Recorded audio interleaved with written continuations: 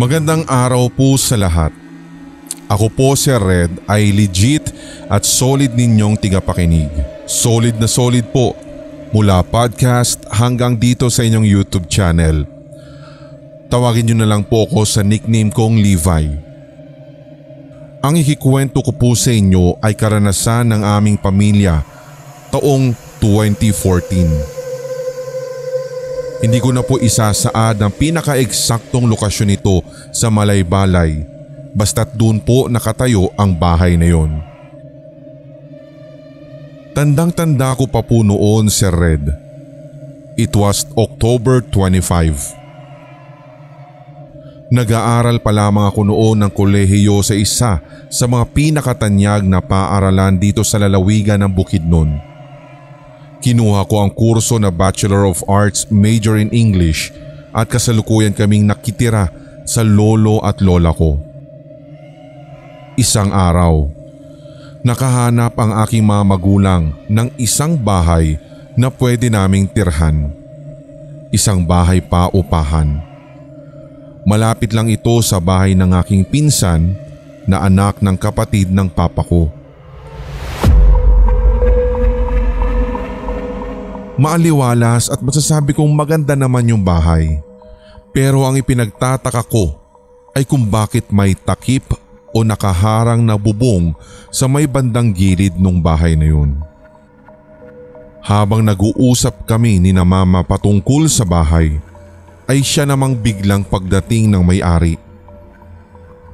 Tawagin na lang natin siya sa pangalang Aling Gloria. Ganito ang naging takbo ng usapan. Sabi ni Aling Gloria, "Oh, andito na pala kayo. Kumusta naman yung bahay? Nagustuhan niyo ba?"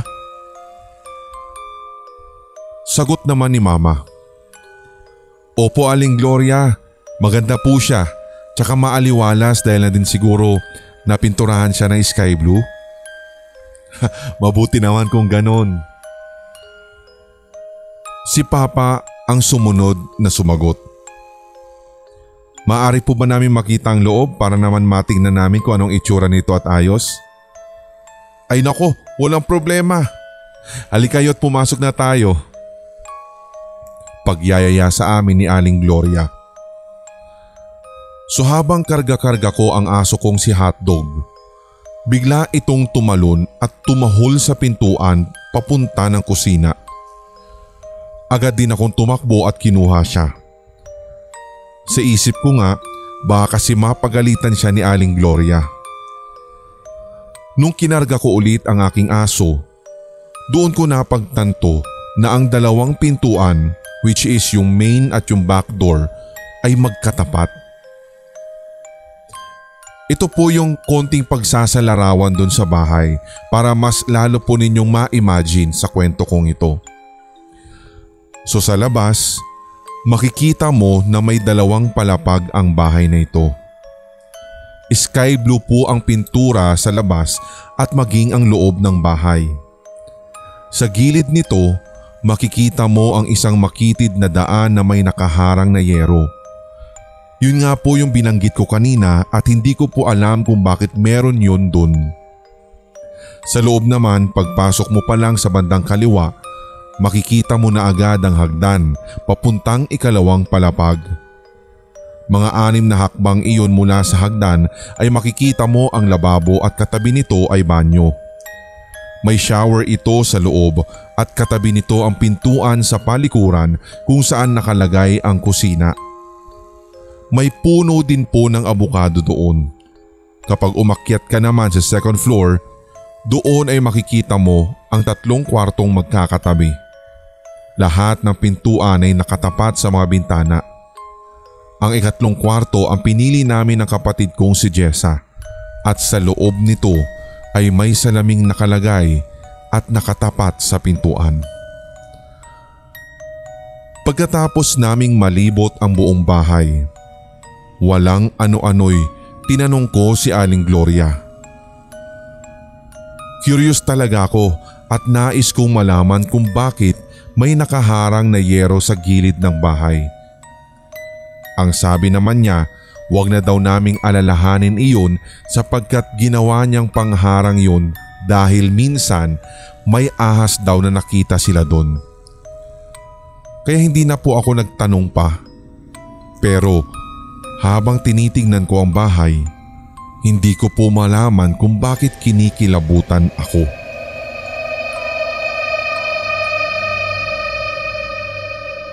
Ilang araw ang lumipas simula nang lumipat kami.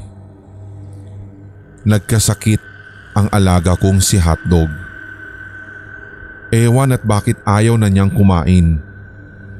Binilhan ko pa din siya ng gamot at vitamins na nireseta ng vet sa kanya pero wala pa ring epekto. Iyak ako ng iyak dahil mahal na mahal ko talaga ang aso kong ito. Aspin siya na nakita ko lang sa kalsada na palaboy-laboy kaya inampon ko na lang. Isang gabi, umulan ng napakalakas. May doghouse kaming ginawa sa may kusina para kay Hotdog. Pinatulog ko muna siya doon bago ako pumasok sa loob. Ilang minuto ang lumipas, bigla na lang kaming nagulantang habang kumakain. Si Hotdog, kinukuskos ang pintuan, tahol pa ng tahol na animoy natatakot. Bubuksan ko na sana pero bigla akong pinigilan ni Mama. Ang sabi niya ay huwag ko daw bubuksan at pakinggan ko daw yung boses na nasa labas. Doon nga ay malinaw kong nadinig na may batang tumatawa. Kalaunan, nadidinig kong pumapalakpak na siya. Itinapat ko ang tenga ko sa may pintuan at doon ay mas nadinig ko talaga si Red ang pagtawa niya. Nakakaloko. Bigla kaming nangilabot nang marinig namin siyang nagsalita pa sa tapat mismo ng pintuan na, "Bahay namin ito. Umalis kayo. Bahay namin ito. Umalis kayo." At paulit-ulit niyang winika iyon. Si Papa, pinatago niya kami sa may likuran niya at nagdasal lang kaming lahat hanggang sa biglang tumigil si Hotdog sa pagtahol at tumigil din yung batang nagsasalita sa labas. Binilisan na lamang namin ang pagkain at sabi ni Papa ay pumasok na daw kami agad sa kwarto matapos naming mag-ayos. Payo pa niya, magdasal kami bago matulog at maglagay daw kami ng Biblia sa taas ng ulo namin. Ang buong akala namin ay yun lang ang mararanasan namin sa bahay na ito. Pero yun pa lang pala ang umpisa.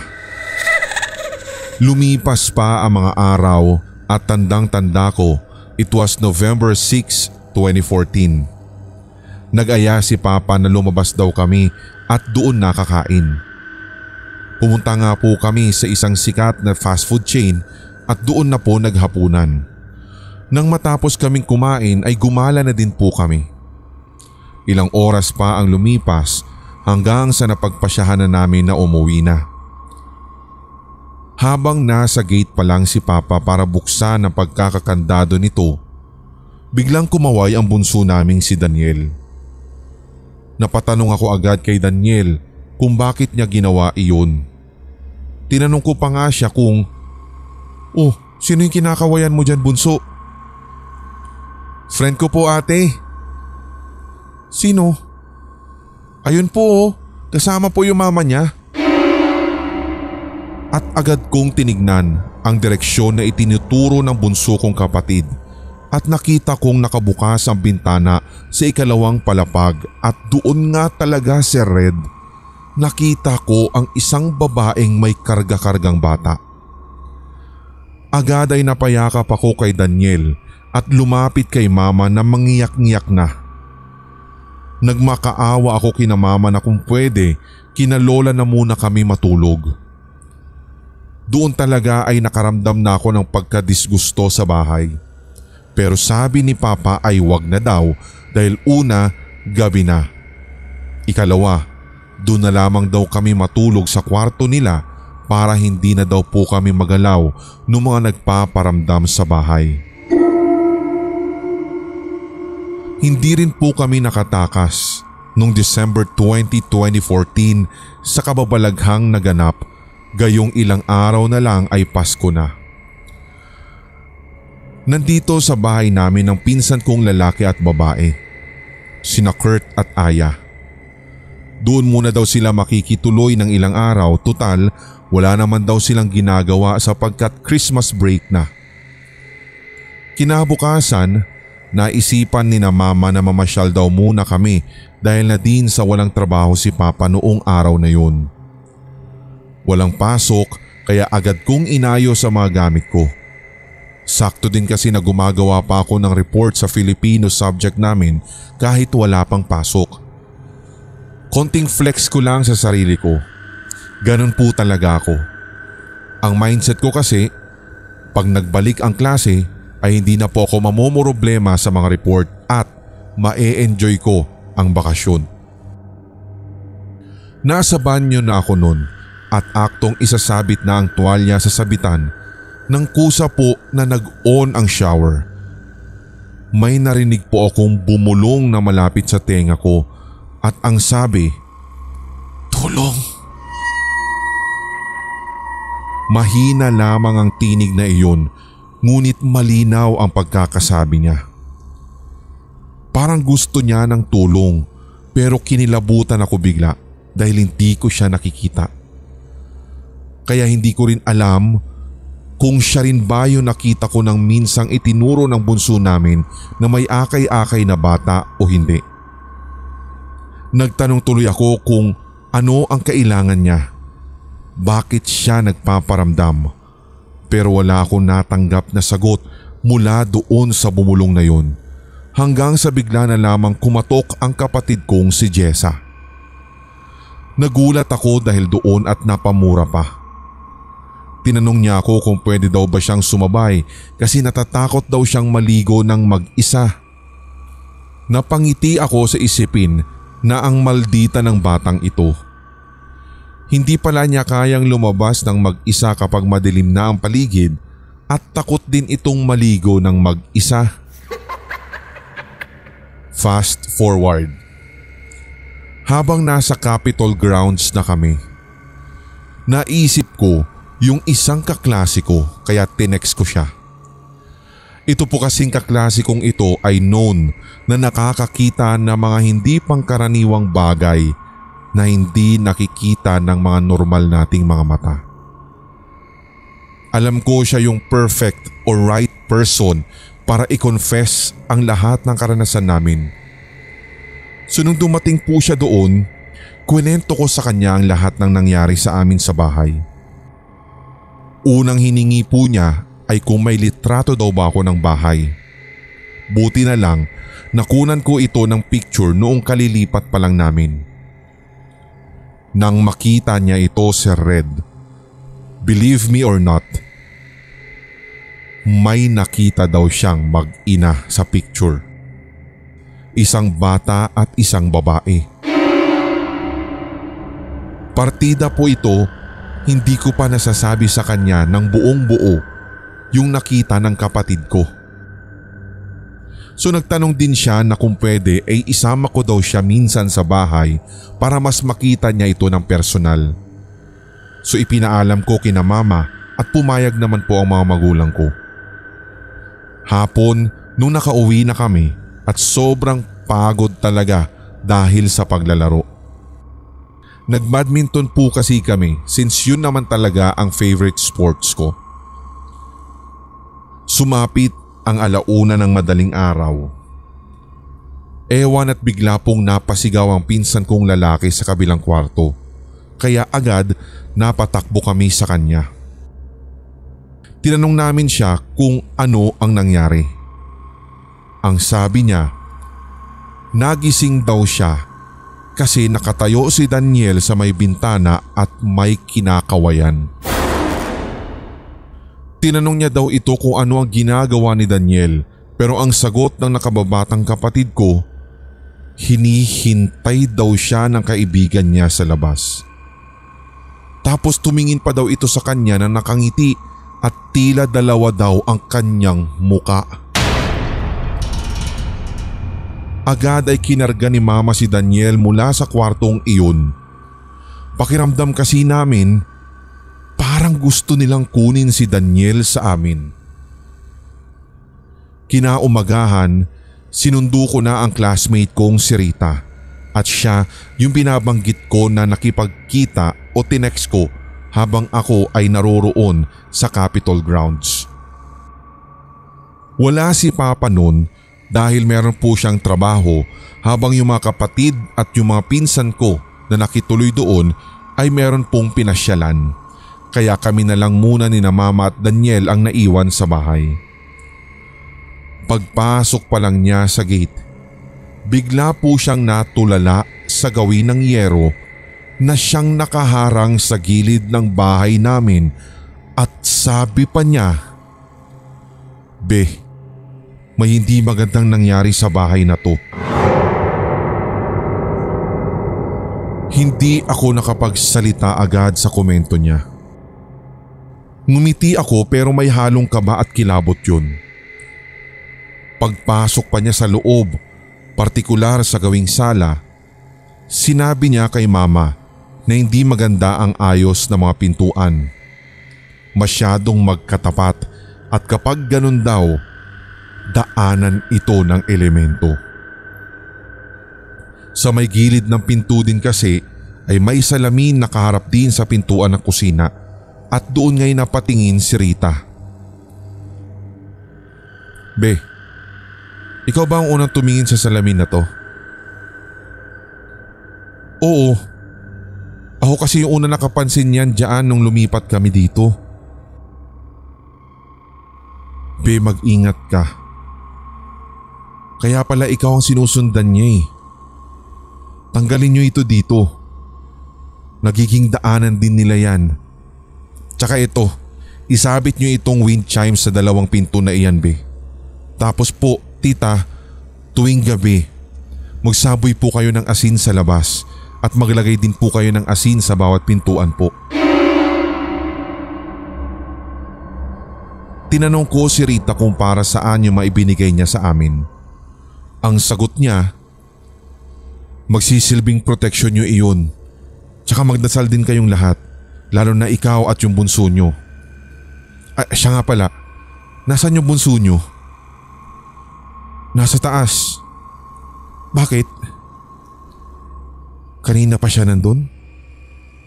"Oo, kanina pa." "Kunin mo siya. May batang umakyat sa hagdan ngayon lang. Akala ko kapatid mo yun eh." Matapos niyang sabihin iyon ay agad akong napatakbo sa taas na siya ring pagsigaw ni Mama dahil nasa bintana na daw pala nakatayo si Daniel at akmang tatalon na ito nang mahablot ko ng sabay ang kamay niya. Sumigaw naman si Rita mula sa labas ng, "Huwag niyo silang gagambalain. Wala silang kasalanan sa inyo. Doon kayo sa taong may gawa niyan sa inyo." At agad ay kinarga ko na si Daniel pababa nang biglang sumigaw ito ng, "Ate, may mumu! Ate, bilis!"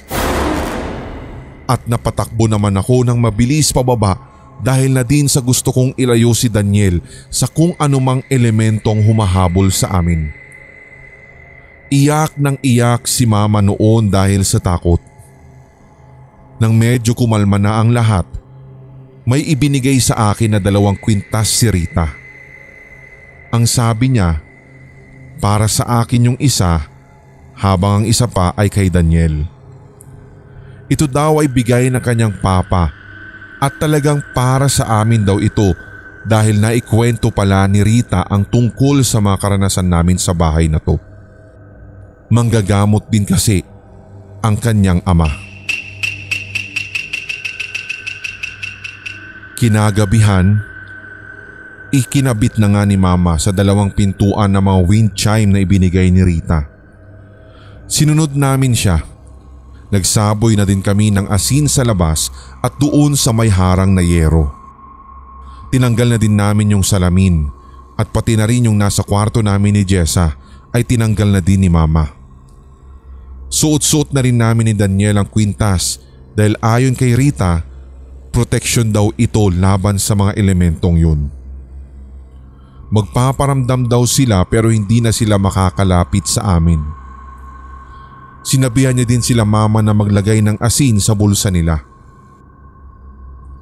Sumapit ang bandang 9:00 ng gabi pero nasa sala pa din ako noon at nanonood ng Vampire Diaries habang gumagawa ng aking report nang bigla pong namatay ang TV at may sumipa ng pintuan sa kusina na ubod ng lakas.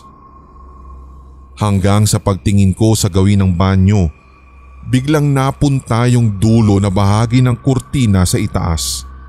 Ang labis ko pang ipinagtataka noon, Sir Red, ay hindi po bumababa yung kurtina. Nagdasal po talaga ako ng sandaling iyon habang dinadial na ang number ni Papa kahit na nasa kwarto lang naman ito.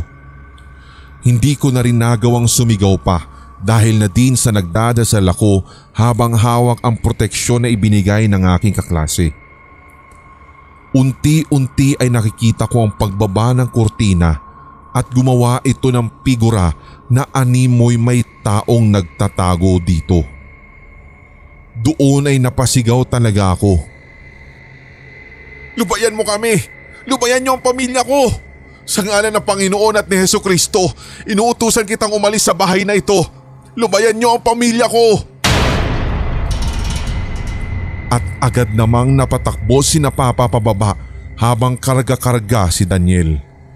Pagkarating ni na Papa sa baba ay siya rin pong pagkawala ng anumang nilalang na naghuhugis sa kurtina kanina. Agad ay niyakap ako ni Mama at tinanong kung ayos lamang daw ba ako. Kahit natatakot at kabadong-kabado ay tumango ako sa kanya. Kinabukasan, naisipan ni Mama na tanggalin muna yung yero na nakaharang sa gilid ng bahay na iyon kasi sobrang dumi na rin ito. Doon nga'y nakita namin na ang daming tuyong dahon kaya gusto rin ni Mama na palakihin din yung butas doon kung saan hinuhulog ang mga dumi galing sa lababo. Inutusan niya ang kapatid kong si JC, ang pangatlo sa aming magkakapatid. Since naroroon na rin lang, nilinisan na po namin ang gilid ng bahay at sinunog ang mga tuyong dahon na naroroon. Sa tuwing naiisip ko nga ang bahaging ito ay natatawa na lang ako dahil tila na pa-general cleaning kami nang wala sa oras. Si JC naman, nag-start na ring maghukay. So habang pinapalawig niya o pinapalaki yung butas sa gilid ng bahay, doon nga'y napatigil siya dahil may natamaan siya sa ilalim. Ang sabi niya, para itong kahon na kahoy. Sinadya niyang patamaan ito ulit ng pala at nang maramdaman niyang parang nagkabutas ito, bigla po talagang umalingasaw ang amoy. Nakakasuka dahil amoy patay na nabubulok ang umalingasaw mula dun. Tumakbo yung kapatid ko sa banyo dahil hindi niya makayanan yung amoy. Ilang araw ang lumipas mula nang nilinisan namin ang gilid ng bahay. Eto nga't napansin namin na parang nanghihina si Mama. Dumaan pa ang araw at nanatili pa ring matamlay si Mama na animoy parang may iniindang malubhang sakit ngunit ayaw lang nitong sabihin. Nagkataon na wala sina Jessa at JC sa bahay dahil nagbasketball ang mga ito kasama yung mga pinsan namin na nagbabakasyon doon. Si Papa ay wala din sapagkat umalis muna at namili ng grocery para sa bahay. Isasama niya sana si Mama kaso ayaw ni Mama kasi nga daw masama ang pakiramdam niya kaya kami na naman pong tatlo ang naiwan sa bahay. Ma, okay lang kayo? Ewan ko ba eh. Ang lamig kasi ng nararamdaman ko. Para akong lalagnatin yata. Magpahinga na muna kayo dyan at ako na po munang bahala maglinis. Sige. Tsaka mamaya pag uwi ng mga kapatid mo, punta ka muna doon kay na lola mo ha. At may pinapakuha kasi siyang ulam para hindi na daw tayo magluluto mamayang hapunan. Opo ma. Nga pala ma, suotin niyo muna kaya ito. Di ba ito yung binigay sa'yo ni Rita? Protection mo daw yan, di ba? Wag na po kayo mag-alala sa akin. Hindi na po ako natatakot. Tsaka mas malakas ata ang Panginoon sa kanila, no? Magdadasal lang po ako, ma. Ayoko lang kasi na baka sa inyo din ay may mangyari o kaya kahit kanino dito sa pamilya natin. Palamura ka pa naman. Binibiro ko lang talaga si mama ng puntong iyon dahil gusto ko rin siyang makitang tumawa. Pero ang totoo, ayoko lang talaga na may mangyaring masama sa kanila.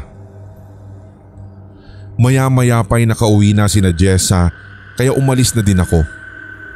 Nakwento ko kina lolo at lola ang nararanasan namin sa bahay na yun. Kaya sabi ni lola ay umalis na daw kami dun. Kakausapin at kukumbinsihin daw niya si papa na sa lalong madaling panahon ay lisanin ang bahay. Huwag na din daw namin sanang hihintayin pa na may mangyaring hindi maganda sa aming lahat. Nasa kalagitnaan kami ng pag-uusap ni Lola nang biglang tumawag sa cellphone si Jessa. Ang sabi niya, emergency. Nahimatay daw si mama kanina at papunta na sila ni papa sa provincial hospital. Sinabi ko sa aking kapatid na wag munang aalis ng bahay dahil papauwi na rin ako. Kukunin ko rin muna yung iba pang mga gamit para makasunod kina papa. Fast forward. Papasok pa lang ako ng bahay nang may naaninagan ako agad sa screen ng TV. May refleksyon po talaga akong nakita na nakatayo sa harapan ko. Huminga muna ako ng malalim at nagdasal ng mataimtim. Tumakbo ako ng kwarto para kunin ang mga kapatid ko. Nang pumasok na ako sa kwarto ni na mama, nakita ko sina Jessa at sila po ay nag-iiyakan. Tinanong ko sila kung bakit at si Jessa ang sumagot na natatakot daw sila dahil may babae daw sa baba na nakatayo sa pintuan. Nag-alala lamang daw sila kay mama kasi sabit din daw ni mama bago siya mahimatay na nakikita daw ni mama ang isang hagdan na paakyat ng langit. Dahil doon ay pinakalma ko lamang po sila. Sabi ko, humawak lang silang tatlo sa akin at nung nakababa na kami, kinuha ko kaagad yung asin sa may lababo at isinaboy ito hanggang sa makalabas kami. Agad ay kinandado ko yung bahay at umalis. Nang makarating na kami kina lola, iniwan ko muna doon ang mga kapatid ko at pinuntahan sina mama sa ospital. Pagdating ko doon, buti naman at ayos na ang lagay ni mama.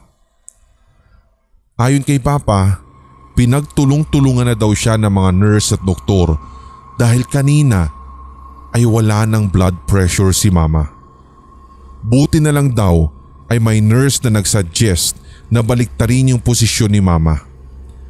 Itinaas daw nila ang paa ni mama at pagkatapos ay kinuna na daw po ito ng BP. Nung una, naging 60 hanggang sa naging 80/60 at umakyat na rin ng 110/80. Kaya nilipat na rin siya sa isang private room. Sinabihan ko si papa na kapag nakalabas na si mama, umalis na kami sa bahay na yun. Itutuloy. Abangan.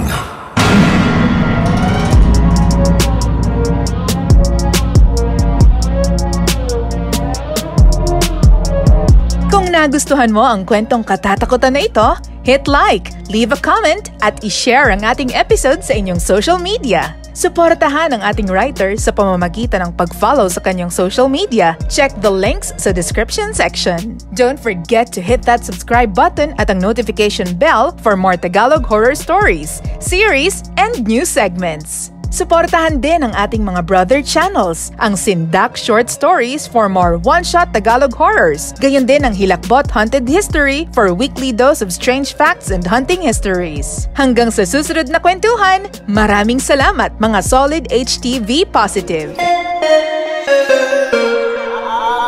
Mga solid HTV positive. Ako po si Red at inaanyayahan ko po kayo na suportahan ng ating bunsong channel, ang Pulang Likido Animated Horror Stories. Subscribe na or else. Ngayong taon, tuloy-tuloy ang ating kwentuhan at unli takutan dito sa Hilakbot Pinoy Horror Stories Radio. Your first 24/7 non-stop Tagalog horror stories Sa YouTube.